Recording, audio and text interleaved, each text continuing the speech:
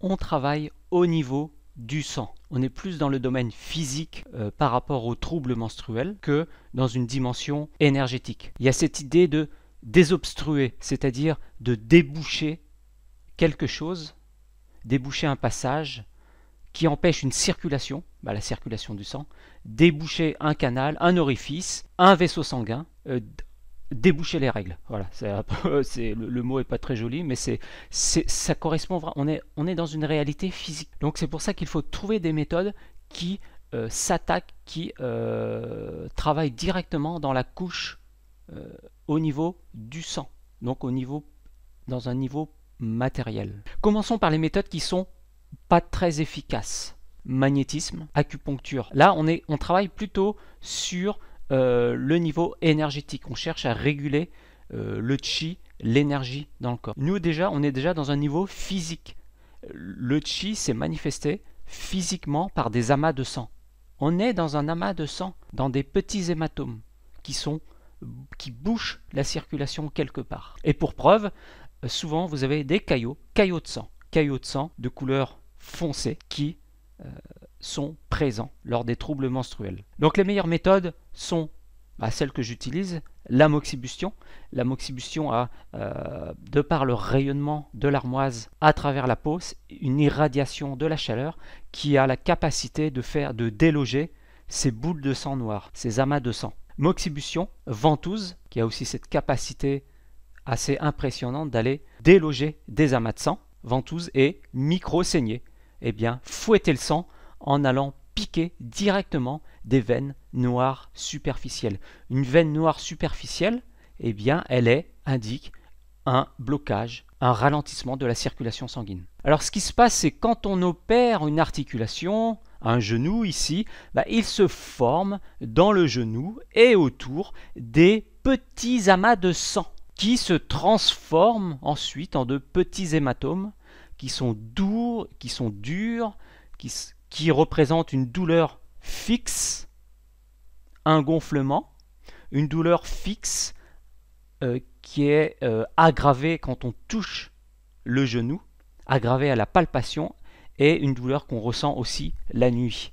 Donc ce monsieur s'est fait opérer du genou. Avant de mettre des ventouses, la peau était de couleur normale. Vous voyez ici la cicatrice, d'accord, et il a été posé plusieurs ventouses, notamment une ventouse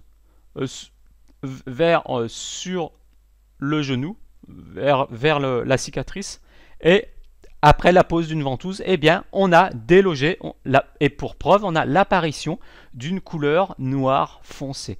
Donc, c'est-à-dire un hématome, c'est un amas de sang, des caillots de sang qui se forment lors de l'opération d'une articulation. Ici. Donc ici, on a un soulagement, libération. On a éliminé l'amas de sang, éliminé les caillots de sang, activé et de ce fait indirectement activé la circulation. Au niveau des règles, c'est la même histoire. C'est le même mécanisme qu'on va essayer de mettre en place. Donc après la pose d'une ventouse, eh bien, on a ici une stase, un amas de sang, eh bien, qui a été délogé et ensuite qui va être évacué par la lymphe. Là, ça correspond à une libération et à une diminution de la douleur qui était due à la stagnation, à un amas de sang qui s'est accumulé lors d'une opération. Pareil, vous tombez par terre, choc physique, traumatisme physique, vous avez un hématome, un amas de sang qui se forme dans le corps en profondeur, il est invisible, ou parfois, eh bien, il est visible à la surface de la peau. Hématome fessier, une dame qui est tombée d'une échelle, elle avait un hématome fessier très visible, elle ne pouvait plus s'asseoir, hématome de la taille d'un pamplemousse, eh bien, logiquement, il faut aller éliminer l'amas de sang simplement en piquant l'hématome, en piquant eh bien, le sang en superficie qui bloque la région en fait. C'est du sang noir et c'est devenu une toxine et amas de sang, on va éliminer l'amas de sang, activer le sang par diverses méthodes.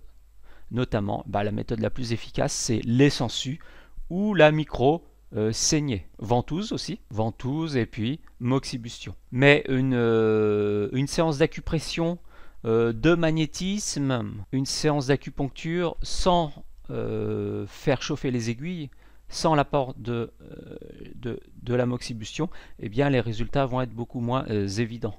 Les résultats seront moins satisfaisants et moins efficaces. On va inspecter visuellement la jambe, l'intérieur de la jambe, entre la malléole interne, ici, l'intérieur de la jambe jusqu'au genou, rate 6, point très important en gynécologie, mais on va plutôt inspecter les veines noires, les petites veines noires qui apparaissent sous la peau, veines noires et superficielles. Autour d'estomac 36, qui est ici, on va procéder à l'inspection visuelle et rechercher ces fameuses stases de sang, eh bien, qui ont un effet sur l'utérus à distance. Alors, on ne va jamais piquer des varices ou des veines en relief, enfin bref, des veines qui sont gonflées. On va piquer uniquement des veines qui sont plates, veines plates, violettes, noires, entre le genou et les pieds. Alors ça nous intéresse pas. Vous voyez ici, là, c'est gonflé, veines gonflées, donc c'est peut-être des varices. Dilatation, pareil ici, c'est pas bon ça. C'est des varices, on pique pas ça. Là ici, typique, hein. Donc toutes les veines en accordéon, là en cordon, tout ça on laisse tomber, on va pas piquer ça. On évite aussi ces veines là qui sont apparentes, qui sont en relief. Là je parlais de rate 6, point important en gynécologie, et bien qu'on peut chauffer en moxibustion. Ce qui nous intéresse, voilà les veines idéales qu'on va traiter soit en moxibustion, soit avec une lancette. Et vous voyez ici on est dans des veines plates, hein. Là, on est au-dessus du genou, mais c'est autour du genou, derrière le genou. On a une veine plate de couleur violette noire et qui est à la superficie de la peau, quoi. Ici, là, le point le plus noir. On pique ici. On peut piquer ici, là. Il n'y a pas de danger. Pareil, là, petite veine en superficie, derrière le genou, là. On cherche la couleur, hein. Là, la couleur est la plus foncée. Pareil. Si on peut piquer, elle est un peu plus en profondeur, c'est moins évident. Pareil, ici on n'a pas vraiment de veine noire, on est derrière le genou, mais je préfère qu'on aille chercher ça, voilà. Ça c'est une petite constellation.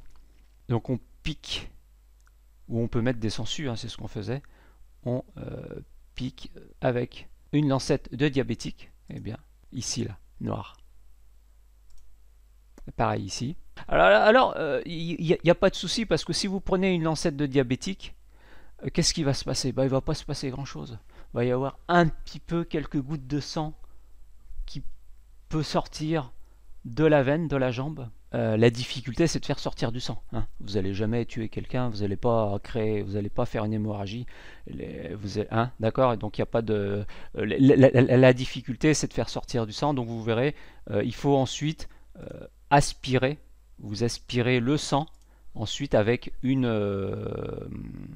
ventouse pour extraire un peu plus de sang noir, hein, ce sang noir. Donc voilà, je vous laisse regarder la procédure avec la lancette de diabétique pour extraire en fait sur 2 ou 3 veines, hein, quelques gouttes de sang pour chasser la stase de sang, pour diminuer la douleur prémenstruelle ou la douleur menstruelle.